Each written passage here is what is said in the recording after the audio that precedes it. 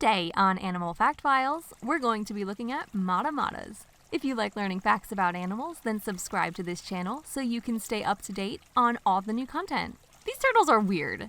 Not that weird is bad, mind you, but just look at them. Some might even call them the pugs of the turtle world. In the past 200 years, mata-matas have gone through 14 different name changes, and their current scientific name, Kelis fimbriata, was only decided upon in 1992. And I thought I had some major identity issues. They live in rivers, streams, swamps, and marshes throughout northern South America, with large populations in the Amazon and Orinoco river basins. It's possible that due to the pet trade, they're living in some southern states of North America, though there isn't any information I can currently find on any established colonies. What happens is mata-matas get released by owners who just aren't experienced enough to handle them. This is obviously bad because they don't naturally occur in these areas and thus become an invasive species. One likely reason this occurs is because these turtles can get pretty big. On average, a full-grown mata-mata will grow to 18 inches in length and weigh more than 30 pounds. That's a lot of turtle to take care of. Of course, although they are rather large turtles, they actually don't require much space. Since they spend most of their time in shallow, calm waterways, they've evolved to be sedentary creatures, meaning they don't move around much. And quite a few of the mata-mata's features can be attributed to this slow-paced lifestyle. If you haven't already noticed, mata-matas don't look like your average turtle. They have long, flat necks and heads that are usually gray in color and completely covered in bumps and skin flaps. What's more, their shell is usually brown or rust-colored and thus looks like a piece of bark drifting along the riverbed.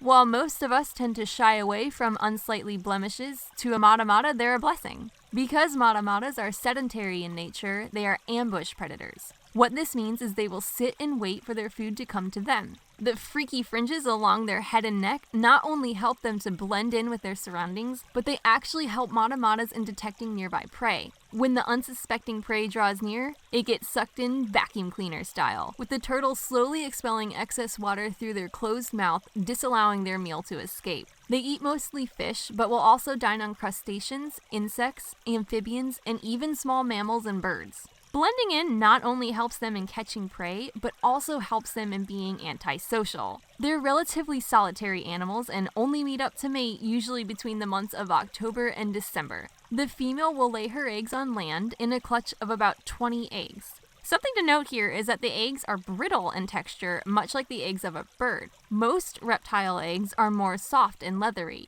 The eggs incubate for around 200 days, and the parents take no part in raising the mata-mata babies. They can live anywhere from 40 to more than 75 years. In the wild, they have to watch out for snakes, while domestic mata-matas are sometimes injured or even killed by dogs and cats. Thankfully, Chester just runs away from our turtle. He's not a mata-mata though. The name mata-mata might sound familiar to any Lord of the Rings fans in the crowd, since this was the name of the town in New Zealand where the sets for Hobbiton were shot. You can actually visit there and get a tour of Bag End and other iconic hobbit holes from the Shire. There's really no relation to the turtle besides the name though. Mata-matas do, however, have a Pokemon design based off of them.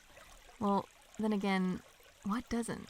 For more information on mata-matas, check out the links below. Let us know in the comments which animal you want to see next. And as always, thank you for watching and be sure to give a thumbs up for more Animal Fact Files.